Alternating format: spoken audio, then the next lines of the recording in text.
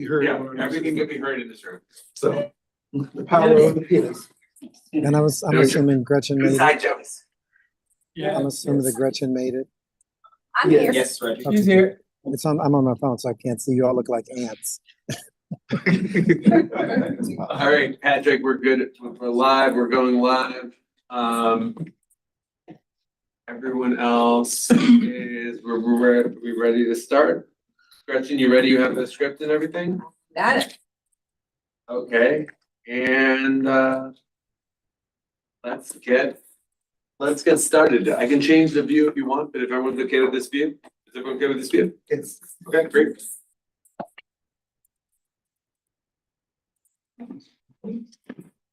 The meeting come to order. The time is now 3 p.m. on Monday, November 17th, 2025. This is a regular meeting of the District of Columbia Commission on the Arts and Humanities. My name is Gretchen Wharton, Vice Chair of the Commission of the Arts and Humanities. I will now call the roll. When you hear your name, please answer present.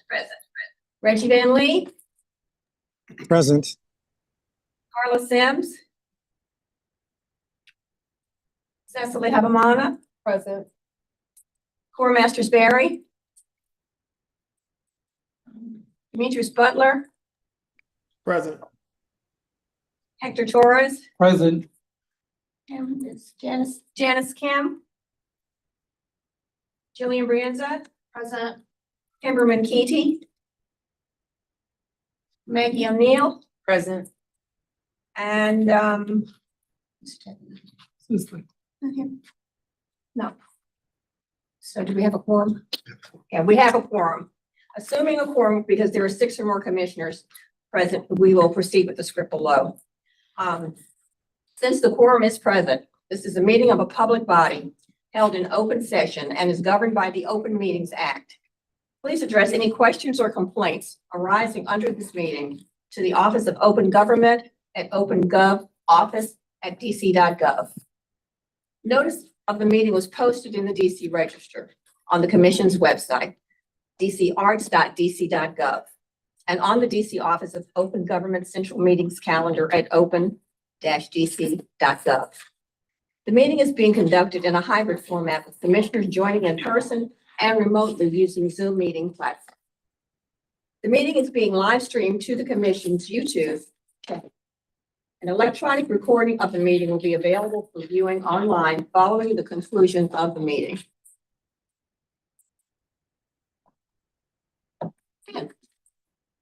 Commissioner Janice Kim just arrived. Okay. Are there any objections to the agenda and minutes that were previously circulated from our October 20th, 2025 regular meeting? Hearing no objection, the agenda for this meeting and minutes from the previous meeting stand as adopted. I will now read the land acknowledgement.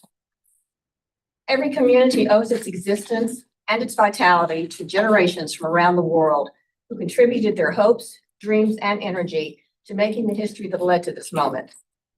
Some were brought here against their will. Some were drawn to leave their distant homes in hope of a better life. And some have lived on this land for more generations than can be counted. Truth and acknowledgement are critical to building mutual respect and connection across all barriers of heritage and difference. We begin this effort to acknowledge what was being buried by honoring the truth. We stand on the ancestral grounds of the Nacotchtank and Piscataway people. We pay respects to their elders, past and present. Please take a moment to consider the many legacies of violence, displacement, migration, and settlement that bring us together here today. And please join us in uncovering such truths at any and all public events, and to use such truths to guide the legacy of this Arts Commission. Good evening and welcome, everyone. We have a robust agenda, as we always do, and a grantee highlight, public commentary from members of the art community. Do we have all that? Okay. Today, our grantee highlight is Ms. Tanya Papperny. Is she line with us? One moment. Check. I'm sorry, we're also having problem with the sharing function, so let me double check. Miss Tanya is, she's joining. You're joining her? Mm-hmm.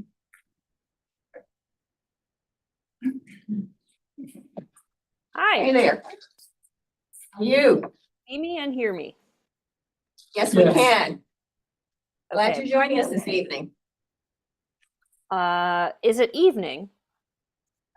What time is it? It's 3 o'clock. We usually meet at 5 something, so me and my head is evening. I was like, oh no, I'm late. Okay.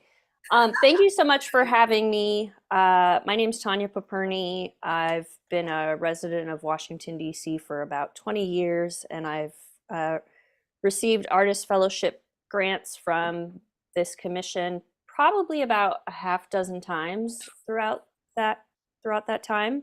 And I just want to start by saying they've been essential both to my basic survival, meeting basic needs, covering gaps in earning, but also in really just encouraging me to take myself seriously and to carve out time for creative projects that otherwise are completely unfunded or seriously underfunded. So I'm not paying attention to time, so someone, stop me if I go over, but I just have a couple very quick notes about what I've done, what I'm doing, and what I hope to do. So I have a background in community organizing and journalism. And when I first moved to DC in about 2006, 2007, started out as a community organizer, anti-war organizer, then decided that I wanted to be the one writing about the marches more than I wanted to be the one organizing them. So I went back to school, to graduate school for creative writing, with an emphasis in nonfiction and literary translation. So I have a background both in storytelling, with like a more memoir, personal essay bent, with a foundation in the skills and practices of journalism and reporting. So I moved back to DC after graduate school, and my first grant that I got from this agency was for literature. I got several fellowship grants for literature where I did personal essays. I've published poetry. I've done literary translation. And I even got a grant for a book project, which went on to, I got a literary agent to represent that book project. And my in-progress manuscript even got an award from Biographers International for an in-progress manuscript. And so that was essential to me while I was making a living primarily as an educator, and overworked, exploited, underpaid, and not able to carve out time for creative work. Those grants challenged me to, and they actually funded me to take time off from paid work. So when I had a nonprofit job, I negotiated that I would take Fridays off for a period of months, and I funded that time unpaid. I was able to do that time unpaid because I paid myself through the grant. And then I shifted into more visual stuff. So I think what's really cool about the next kind of phase in my life is that I was introduced to zines, which are small self-published things like these little books with their origin in sort of the punk and feminist DIY movements. I was introduced to them at the DC Public Library, where a friend of mine, Jamila Zara Felton, who you all have probably funded before, she's a collage artist, book artist, paper artist, amazing human, used to lead zine making workshops for free for the community at the Mount Pleasant branch of the DC Public Library. She was a friend of mine. I went and checked it out, and I fell in love. And this was the first zine I actually made, called Why I Take Selfies, with her. And you got to use the resources of the library, Xerox copier, paper, old, cool magazines and stuff like that to make your own zine. And I was hooked because I realized that as a writer, across journalism and poetry and literary magazines, you're often waiting for somebody to publish you. And I said, why wait? I'm going to do it myself. So the next phase that I got funding through you all was making zines. I've since made dozens. I have sold them at DC Zine Fest, Richmond Zine Fest, met cool people, and it's lovely to know that people want something that you made in their home. So what's really special, and I just want to thank you all, is that this last phase that you all funded was the first time I ever got money for visual art. So this phase combines everything that I do: writing, poetry, literary translation, and art, collage. So I took this old paperback in the Russian language. I'm a Russian speaker, literary translator, and I'm cutting it up, splicing it up, and making poetry, collage, and then self-translating the works. So this is what you all gave me the most recent grant for, and it is something that I'm more proud of than anything I've ever done because it literally combines all of my passions into one. And so my goal with the current funding that I will receive from you all very soon is to try to make many more pages like these. They're sarcastic, sardonic poems in Russian that are cut out from the book that I illustrate and then translate into English, is to get these published in literary journals and hopefully then get a book length thing. And my last thing is just feedback to you all. Since I've been getting grants from you all for many years, the positive changes is that there's much more communication and engagement between grantees and you all, and between grantees and other grantees. It used to just be like you'd get the money and then you're kind of like never heard anything. So there's meetings, opportunities. So thank you for that. And then my feedback is there's so much jargon in the application processes and getting paid. It is so unnecessarily confusing. You get emails with like 5 different acronyms that mean nothing to us as grantees and feel very insidery to like DC bureaucracy. And there's been 2 or 3 years where I received notification that I was awarded a grant and then didn't get funding for like 3 or 4 months. And I rely on this to supplement income. So if there's any way to have payments come through on a faster turnaround. But other than that, this city has nurtured my creative practice, and I'm so, so grateful. Thanks for letting me share. I can't hear you all clapping, but I can see you clapping. Thank you so much, Tanya. Can you hear me? No, hold on one Yes. second. I don't know why. Now I can. Yes. Yeah, you can. Okay, great. Your comments were great. I love the work that you're doing. And it's wonderful to see live actually what our money goes to, what the DC government money goes to. So thank you so much. It's very, very impressive. One of the things that you might know or not is that we are going to be implementing a new grant system. And after a zillion years, and that's all pushing for it for so long, and hopefully it will ease some of the pain that our grantees have had in applying and in the follow-up. But thank you again so much. Thank you. Okay, moving on to our public comment portion, we have Mr. Edwin Burnell of Chili Papaya Entertainment. Signed up for public comment. Is he? I didn't see him on. Edward, can you see the share screen? He's not here with us? Can you highlight my share screen? I can see yours, yeah. Oh, interesting. Okay. Yeah, he's not in the waiting room. Okay, he's not in the waiting room, but let us know if he appears shortly and we'll call on him then, okay?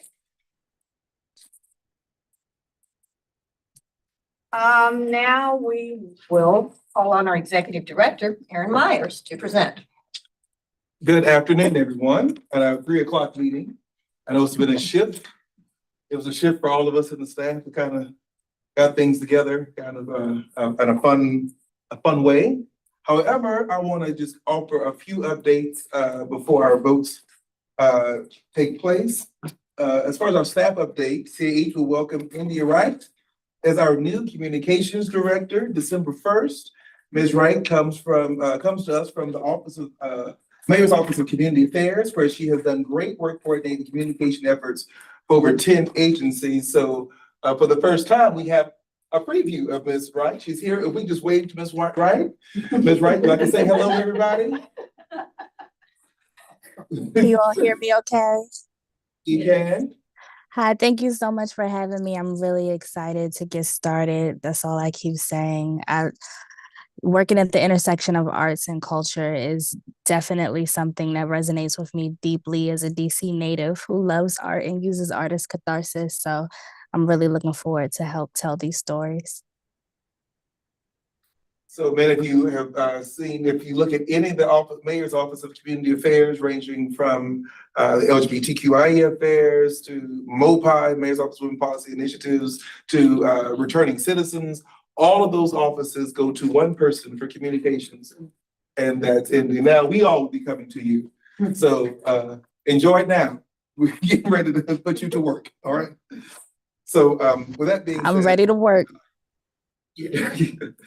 I, along with David Markey, traveled to Omaha, Nebraska last week to attend NASA's Executive and Deputy Director Summit.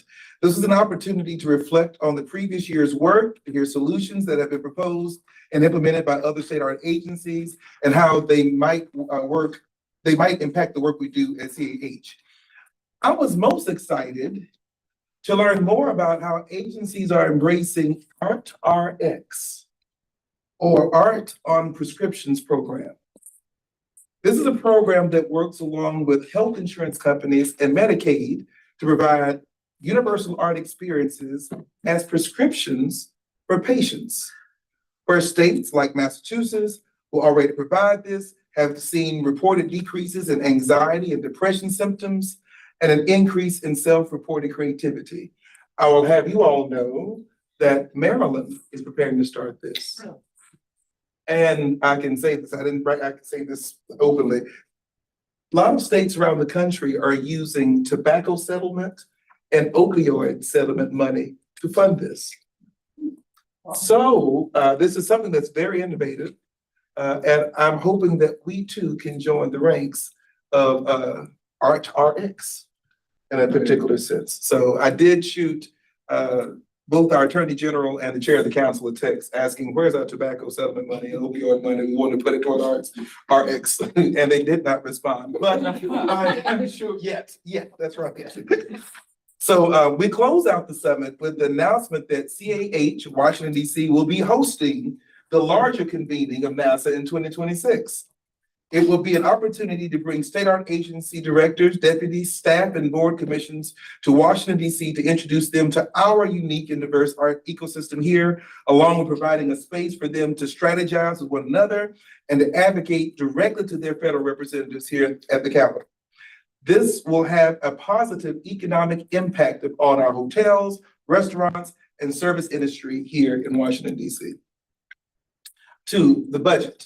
Last week, the Budget Office announced the agency's mark, or the maximum allowable request ceiling for FY27. For us, it's not so much a mark. We have budget revenue projections, tax revenue projections. This will be $44,352,000. This budget amount excludes any fund balance, a cumulative decrease of about $402,034. I want to say with that decrease, though, you have to think it's spread out in a way where I believe we will not feel it in a way where it may too negatively impact the work of the agency. The team is working now to learn how this number will impact our programs and focuses as we develop the agency's personnel and non-personnel budgets. Grants.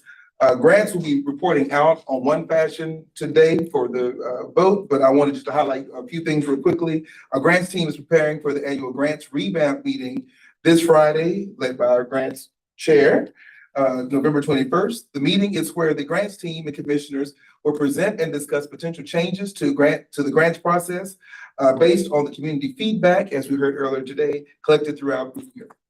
A large capital project grant. I have gotten calls and personal text messages about this, and people have now found my Instagram and they have messaged me there about large cap.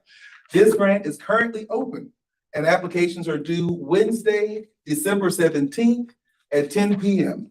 If you have any questions about the large capital grants program, please contact our senior grants officer, Terrell Johnson. That's Terrell, TERRELL.Johnson at dc.gov. And then last, of course, our small capital projects grant. The grants team will present their funding recommendations and hold a vote during today's meeting. Lastly, I want to point to our events. This month has seen a flurry of activities, and we encourage our commissioners and staff to follow and keep tabs on the agency's social media, e-blast, and website. Today, we will have a commissioner and staff social upstairs at Blue Jacket. Tomorrow, Tuesday, we will host exhibiting art in Washington, D.C. in our I Street Gallery, Southeast.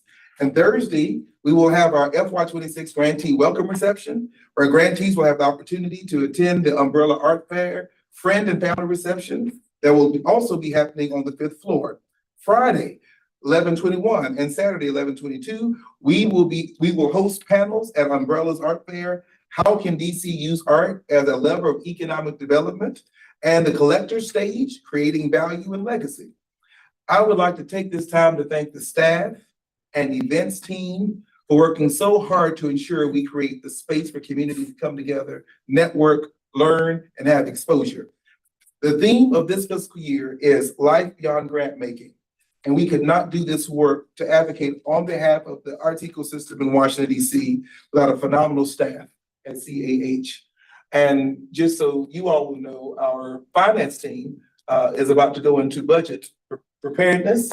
So lend them your prayers in this moment, but they're doing a lot of work to ensure that the agency is protected in the best way.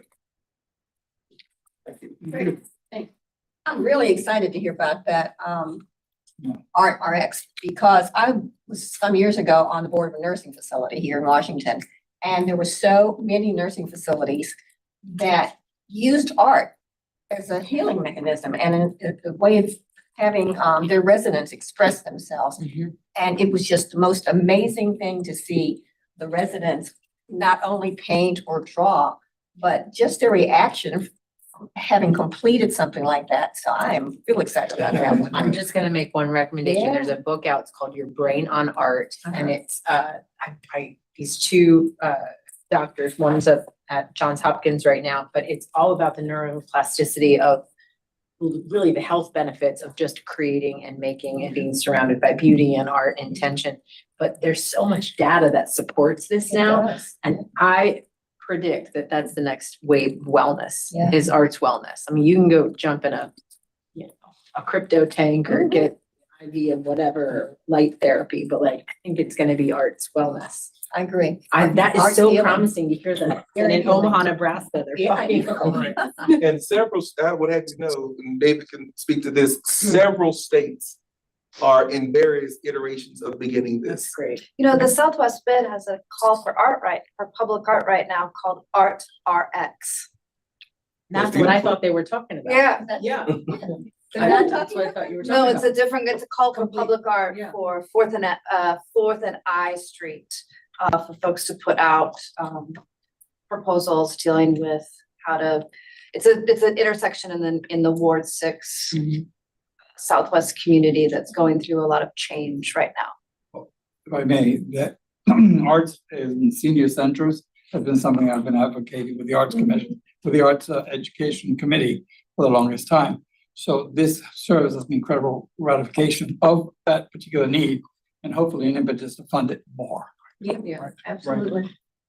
Okay, we're all into Oh, art totally. RX. Yeah. I think it could be the biggest healing for Yes. this city. It would Oh. be. Let's just do it. Okay, the globe, but let's start here. Art is healing. Could I add another comment, Gretchen? Please. Sorry but to not be there. I'm on my way there. But I think I want to recognize and thank Aaron and David Markey and the team for the lead each of CAH is taking in the overall state arts agencies. Bringing that annual convention to DC next year is a big, that didn't happen just without any effort. So I know you commented on it. The group to recognize the importance of that, and thank you for that leadership. Thank you. Thank you. Okay, we'll now hear from, not the chair of the grants committee, but the grants committee team. Terrence, take it away. Thank you, Commissioner Morton. Good afternoon, everyone. My name is Terrence Brown. I serve as the grant manager of the Small Capital Projects Grant Program. So today, I'm gonna just go over just the overview of how we did for small capital projects this year, as well as some funding recommendations for this year as well. So to start off, the grant program for the Small Capital Projects Grant Program supports organizations that own or rent facilities intended to own facilities or seek capital project support for permanent property, technology, equipment, or digital assets designed for the training, management, production, or presentation of performances or exhibitions of the arts or humanities.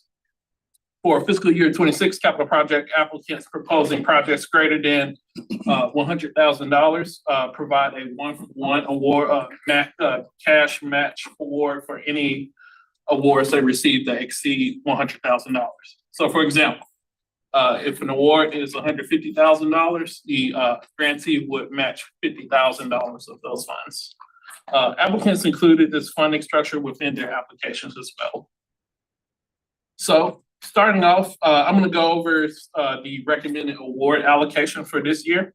So for this year, we are recommending $4,475,416 that will be awarded to 71 grant applicants.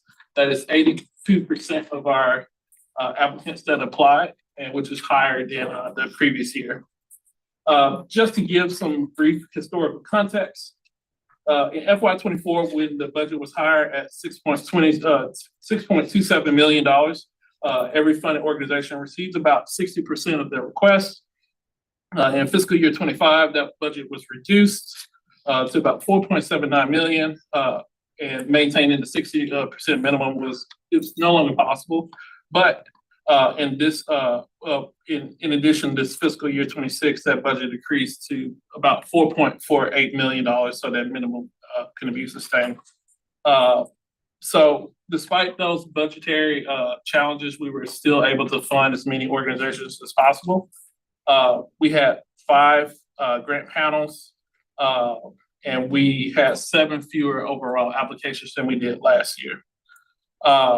The average request increased for applicants by about $4,000 compared to last year. And out of those 87 eligible panel applications, 13 were new to CAH and 8 were new to capital projects, the capital projects program. I think that deserves a. Yeah. And we only have 4 ineligible applications. The reason those applications were ineligible were because 3 did not meet the 501c3 requirement, that which is they have to be a 501c3 organization for at least 1 year by the time of the grant's deadline. And then 1 applicant did not have the necessary space for the execution of their project type. All right, and now I'm just moving on. So, so when I mentioned that decrease in our overall budget, that exact figure is $309,598 compared to FY25. Again, we're continuing to see this decrease in the program's budget over this past 3 fiscal years, and the demand has remained relatively the same. But because there was a decrease in the number of applications compared to last year, there was a bit of a balance that did occur. So the top 4 scoring applicants for each cohort were able to receive an increase in the rate in which they were funded compared to last year, due to those the number of applications. And we also saw additional application trends where we saw an increase in the number of short-term capital projects, which went from 34 to 40 this year, and a decrease in the number of long-term capital projects, which went from 37 to 25. While digital projects remain relatively the same, with just only one application less than last year. And going to the allocation of funds, again, the top scoring applicant received 80% of their total request amount. The second place, 73, and then it starts to decrease by 3% until those applicants reach the bottom 22% of their pool, who were not funded in their cohort. For funding and the overall future for the program balance, and for the fiscal year 26 small capital projects, we reached again a more balanced rate between the total applicants that we had in the available funding. A total of 87 applications were received compared to 94 last year. And we only saw that 7% decrease. Despite the reduced numbers of submissions, funding distribution remained equitable across all the wards, and the smaller applicant pool helped maintain the program's stability amid broader fiscal restraints. And while this program's budget has decreased significantly over the past 3 years, again, from $6.2 million in fiscal year 24 to $4.7 million in fiscal year 25 and $4.4 million in FY26. While this represents a continued decline in available funds, the impact has been partially offset by again, fewer applications. And then there's other components outside of the control of our agencies, such as cost of living, vendor prices, inflation, things of that nature. Of course, one of the things we are looking to do is do a survey to reach out to both our current applicants and grantees, as well as those who haven't applied, so we can get as much information as possible to better support communities and get the word out as far as the application and funding. And that brings us to just some data and tidbits. If you could bring up the summary breakdown of, this is just gonna be an overview of how we landed as far as the figures I mentioned. If you zoom in just a little bit at the top left. By a little bit, I mean a whole lot.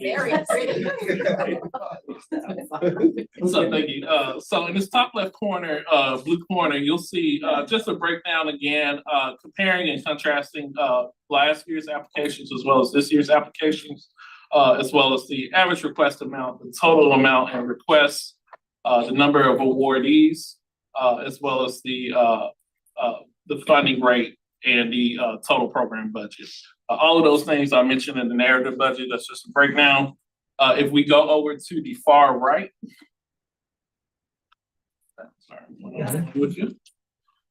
You will see a breakdown of the awards. Can you zoom in just a little bit? A lot of it. Yeah, a lot of it. In that green table right there, yeah. One more time. Zoom it. All right, here we go. Thank Okay. you. All right, if you look at the screen table right here, you'll see a breakdown of the award, the funds across the different wards here in the district. And you'll see the number of applications that we funded, as well as in the middle where you see percent awarded, the rate in which the award was funded. Of course, all of these, all of the decisions regarding the grants awards were done by a panel of incredible community members, artists, and from artists and art organizations and groups from different backgrounds. The committee had no staff input as far as how those scoring or those determinations of those scores. Terrence, Yes. can I say something?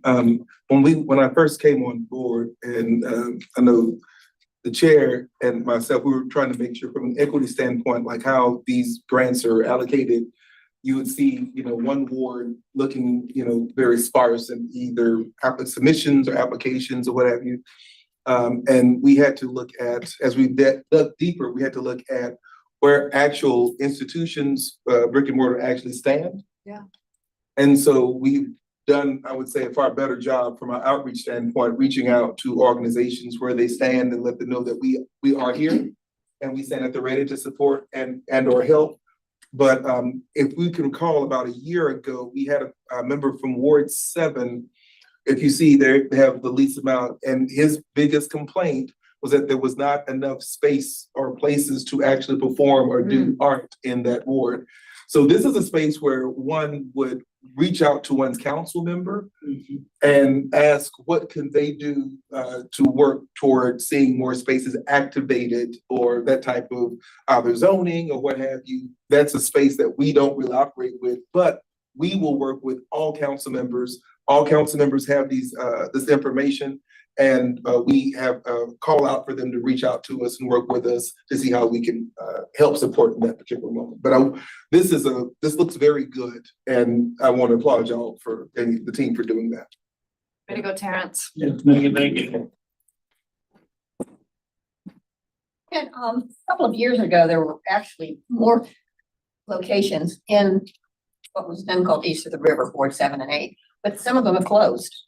And they're no longer there, they can't support it. So it's really critical that you do talk with the council member, with the mayor's office, see if we can get some of those buildings open again, because we've got plenty of talent, we've got plenty of artists that need it. We just don't have the space in those particular wards, but I'm really, really pleased that the panel saw fit to designate everything as it was. So this was already presented to the grants committee, and the grants committee passed it. So I'm going to open this up for a vote from the full commission to accept presentation as Terrence has presented it. Is there a motion that we accept Hector? Is there a second? Second. Thank you. Any abstentions? You have to call each name. You have to go through the roll. You have to vote person. Same roll call. Family. Sorry.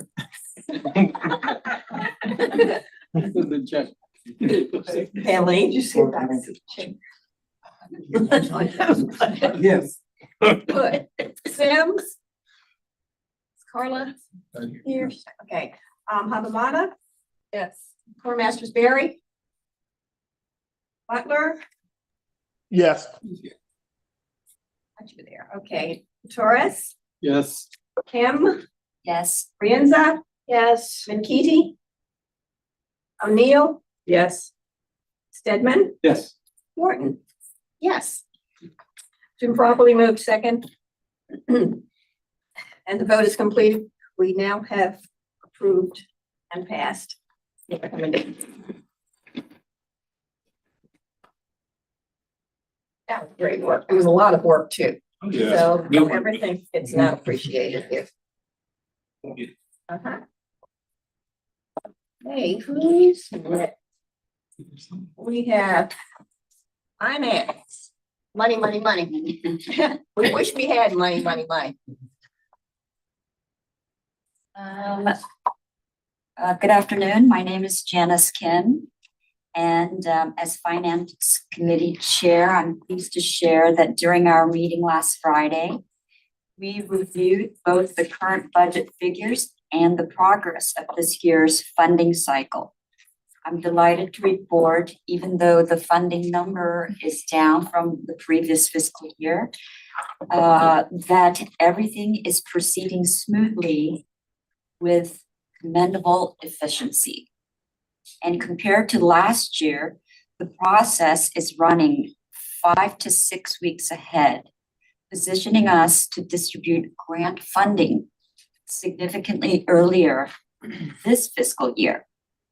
This noticeable acceleration is a testament to the exceptional work of our finance department. And with that, I'm gonna pass it over to Brandon Saunders, who's going to do the full report for us. Brandon? Thank you, Janice. Hi, I'm Brandon Saunders, Resource Allocation Officer. I'm an African-American male wearing a gray long sleeve sweater. And yes, I appreciate Janice for the overall macro level summary of the impact that the team is able to make. That's also a shout out to all the departments involved for having the grantees and having the paperwork in very efficiently as well so that we can move things along overall. And I'd like to take you through, of course, the report that will show the quantitative impact a little bit more, dive deep into the numbers there. So with that said, we can go into the next slide. As normal, and we can zoom out just a little bit. This is just a comparison for where we are right now between the admin that's more in that's in the blue and the green that's for the grantee side that's in the green overall. We have approximately about 10% into the, of course, the available budget that probably represents where we are with the quarter mark overall. I will say that this was about a week ago and things move pretty fast at the same time. So there's a good chance that we're ahead of the game overall in those measures. So long story less long when it comes to this chart.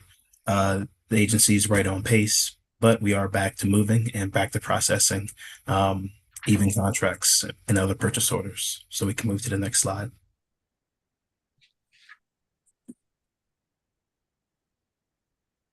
And so this slide is a more of a higher level breakdown of the administrative budget. You can see the personnel services at the top. So large part of our money comes from that, of course, is paychecks, and the rest of it are the MPS non-personnel services, larger categories such as supplies, contracts, equipment, and security equipment. I said equipment, other rentals overall. And so for the most part, this is representative of the operational contracts that are continuous from one year to the next across all of our departments. Some of the very basic things like labor contracts, storage contracts, conservation, things of that matter. And we can move to the next slide. And so this is just a more granular level breakdown of the previous slide. I won't spend too much time, but you can see just a little bit more of this various categories that the agency is spending all of its dedicated allocated tax funds and a little bit of NEA dollars on as well. That's mostly programming. And we can move to the final slide. And then this is probably, of course, our bread and butter and representative of all the grants programs that we have at the agency. And I think that the very bottom one, we will see a lot more movement on, given that we just voted on. However, I do think that we will see a lot of growth too from one month to the next in terms of our overall available budget and just impact across the board. One thing that I'd also like to add, and I think that Director Myers spoke to this as well, that we did speak about in our Finance Committee meeting, and that was preparation for FY27. As we're in that time of year, we've kind of really closed down on FY25. We're in the thick of FY26, as we can see with the numbers, both on the grant side and the admin.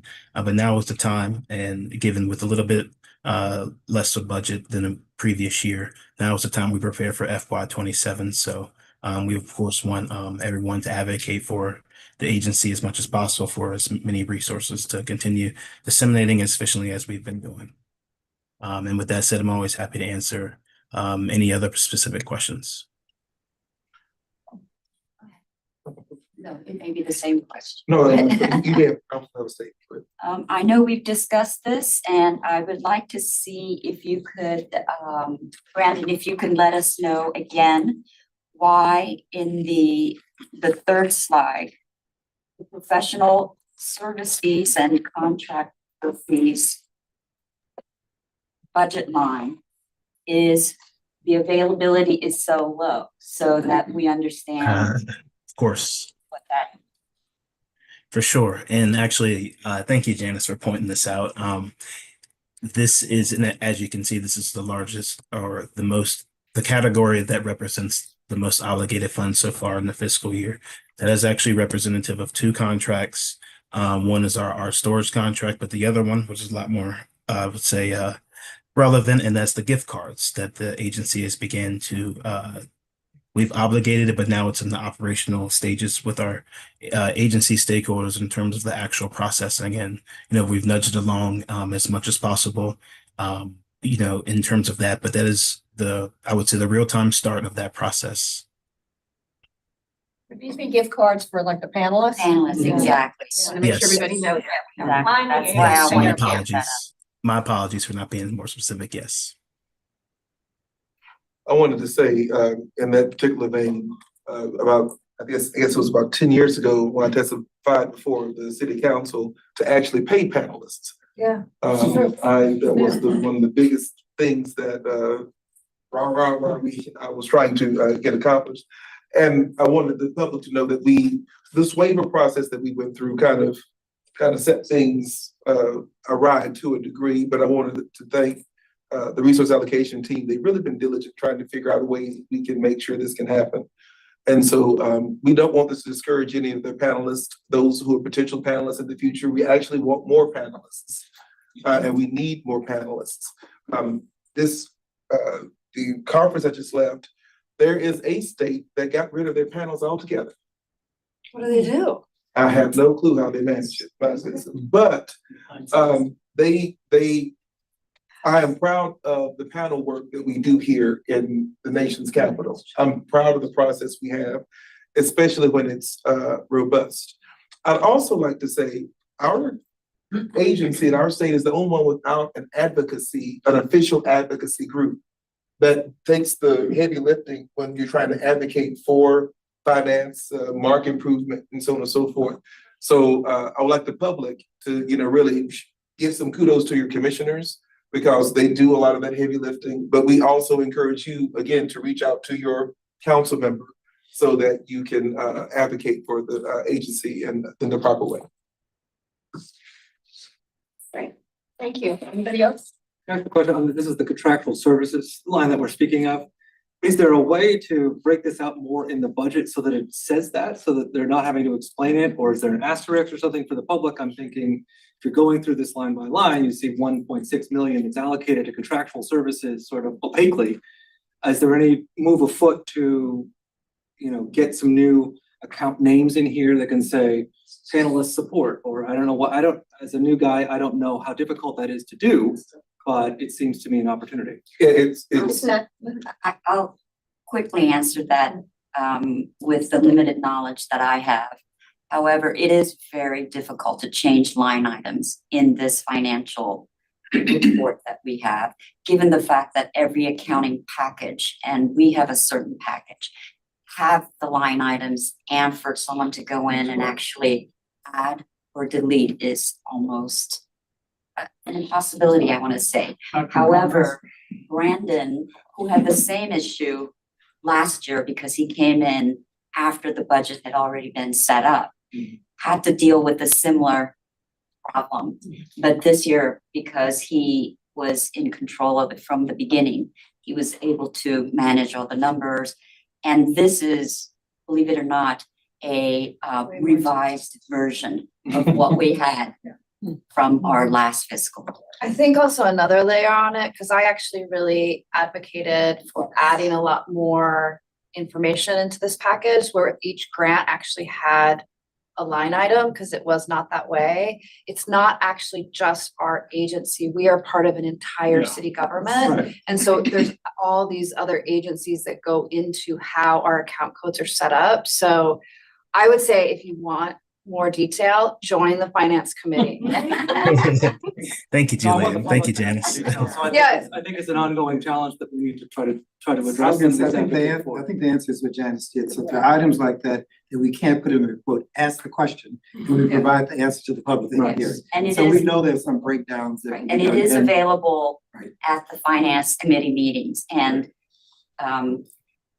Brandon and Martine will break that line down for you as much as you want. At least when you want the public to have the answer. Yeah. It's not sufficient Right. that it's happening at the finance committee. So we will be coming to you, Brandon, and we'll sort of lead the witness. I appreciate everything that was shared. Since we know that these are reoccurring questions, Right. perhaps they should be put as a footnote that we already know. And that's my, I've dealt with umpteen number of budgets Exactly. where footnotes are put in that are either assumptions or classifications of different expenses that fall within a particular category.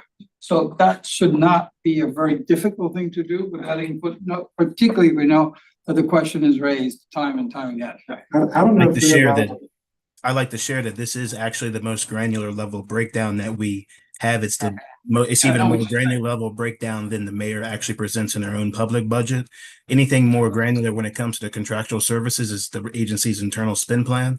And that is where I'm more hesitant to put that in a public forum, and where there is availability for that.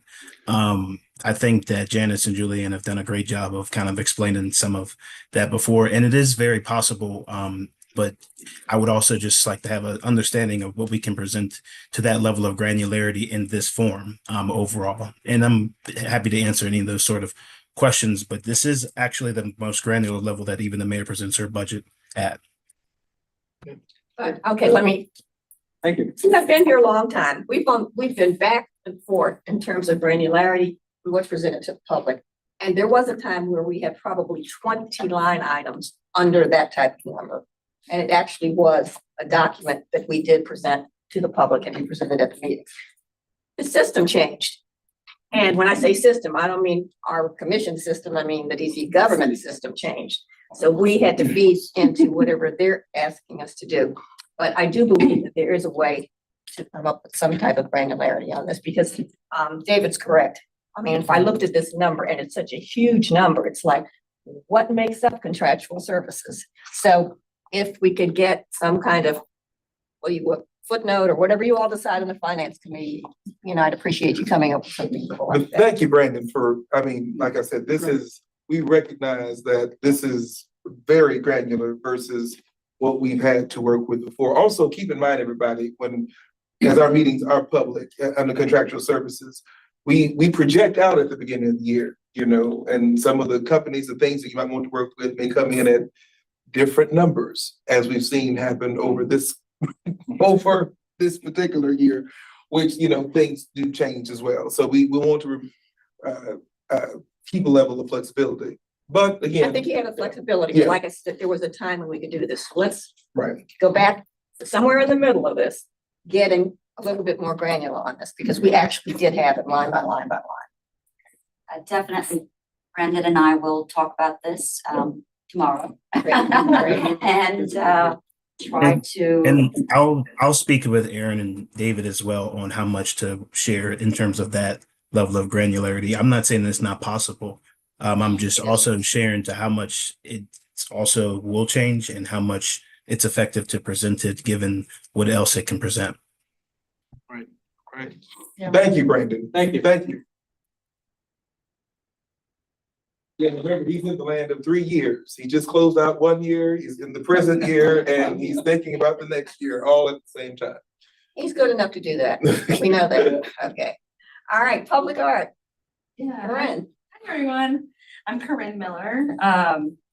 I use she, her pronouns. I'm a white woman with brown hair, glasses, and green jacket. I serve as the public arts manager for the DC Commission and have the honor of leading our dynamic public arts team. So unfortunately, Commissioner Sims couldn't be here, but the Public Art Committee did meet on Wednesday, November 5th. I'm happy to give a short update, which is also in the packet. So the public art team continues to work to wrap up projects and grant lines from FY25 while onboarding our new FY26 grantees. The team is also close to finalizing the 2026 public art work plan, which will serve to guide our work for the coming year. And we continue efforts around the public art mapping project. So the updates that follow reflect the department's deep work with grantees, our continued attention to recurring programs, and some exciting progress around new work areas and initiatives. So the FY26 Art Bank program, on Friday, October 17th, 68 award decisions and 54 finalist decline notifications were released. The team has moved forward with the work of processing the grant paperwork and creating debrief documents. Hopefully everyone saw the exhibition as they came in. So DC Art Now is on view. It opened on September 11th. It features 57 works by Art Bank finalists. Since opening, it's continued to receive strong public support. We've had visits from Montgomery College, Alexandria Public Schools, and we will be hosting the second artist talk, which Director Myers mentioned earlier, tomorrow. So the first one was October 30th, Immigrant Artists of the DMV. We have one tomorrow and then a closing reception and talk on December 11th, which is Emerging Women Artists in the DMV. So the FY26 art exhibition curatorial grant programs, we talked about these during the September commission meeting, so I'll be brief. The 2 AEG applications will be Inside Out, Dignity, and the Art of Seeing. Features never before seen works by women and historic images from the Lorton Prison and the DC Jail. This will open January 15th. This is part of our social justice series that we do every year in the gallery. And then the April show will be an exhibition called Finders Keepers with Ira Cattleman and Tianchen Bolse. So it's an exhibition with 15 local artists that use found objects turning trash into art. So lots of interesting themes around sustainability and ecology. the FY26 Juried Exhibition Grant Program. I think I mentioned this in our last meeting as well. But the request for applications for Rip Tear Collages Critique is live now. That show will happen in summer of 2026. It's open now. The grant application closes on December 1st, 2025. So if folks know artists who might be interested in it, now is the time. We've had 2 applicant workshops already. The final applicant workshop is happening as we speak. So there's been lots of outreach. And then an update on the FY25 Public Art Building Communities Grant Program. There's a couple pictures in the report, but on October 8th, we had a really lovely event with FY25 grantee, the Logan Circle Community Association. They had a dedication event with the featured artist, Victor Eckbuch, who was in conversation with art historian, Dr. Stephen Nelson. It was a treat, and the discussion explored Eckbuch's process and his public art. The onboarding for the FY26 grantees has begun. That's Hamiltonian artist and individual artist Shani Shi and the NOMA Business Improvement District are the 3 grantees. And then an update on our Color the Curb program. The grantees from FY25 have finished their surface mural projects, adding public art in respective communities with Ashley J. Williams, Nia Calhoun-Katura, and Tammy Barnes. And we're really excited that the Columbia Heights Education Campus have embraced this project, and they'll be holding a dedication this Friday with students. Planning is underway for the FY26 Color the Curb school safety program. This includes the evaluation and selection of new sites, including a high school for the first time. And the RFA will be released on November 17th, which is today. It's a busy day for public art, and we're launching it using the new grants management system. David did jazz hands on. Thank you. We planned that. So we're also really excited about the FY26 CAH mural program, which we've revamped. It's called Fresh Paint DC. Thank you, Erin. So it's a new mural program that's our own, focused on providing grants to local mural artists to create exterior murals throughout DC. We're currently working on partnerships with the Downtown Bid, 8th Street, Main Street, and Uptown Main Street, which is part of larger work that we've done with the Department of Small and Local Business and the Deputy Mayor for Planning and Economic Development to help identify wall sites for this pilot year. So this is the pilot. The goal is to grow year after year by creating learning opportunities for emerging artists, enlivening communities, and addressing the gap left by the lack of mural funding in some recent years. So that RFA will go out early December. We're anticipating that we'll have 3 or 4 sites. And then 2 more updates. Collections management. So Louisa Hammond, our assistant registrar, is here. Installs for the loan program have resumed. So Louisa's been juggling many things, including a list of 30 active requests right now. So when Brandon mentioned that contract line, part of that is storage and part of that is managing all of these installations and requests.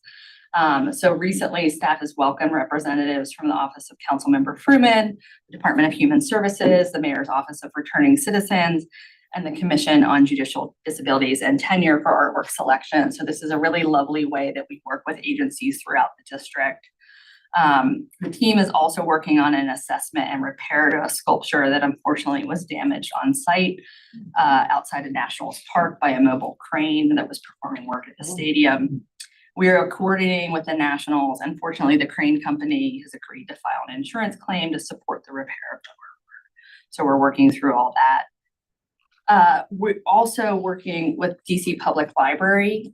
We have numerous works installed at Martin Luther King Jr. Memorial Library with plans to install more, and then growing our work with them to include artwork loans at select neighborhood branch libraries with the goal of reaching broader and more diverse audiences. So this goes back to the work plan that we're working on as something that we baked into and gotten feedback about.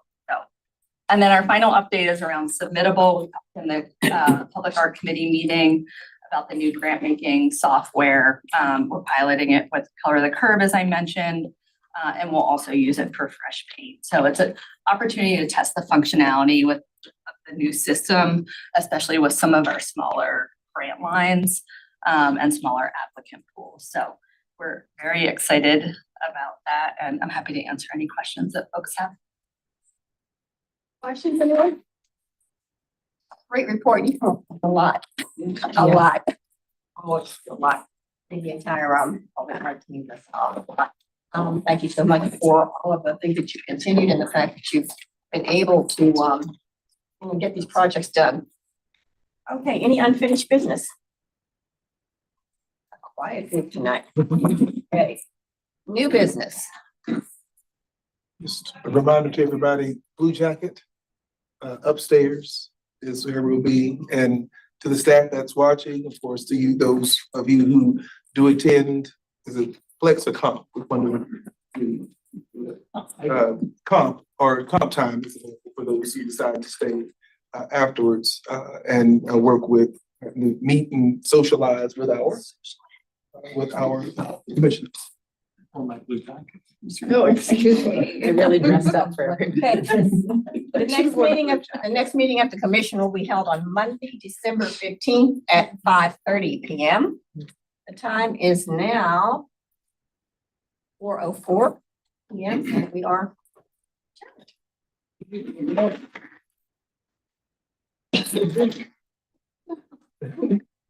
really like that.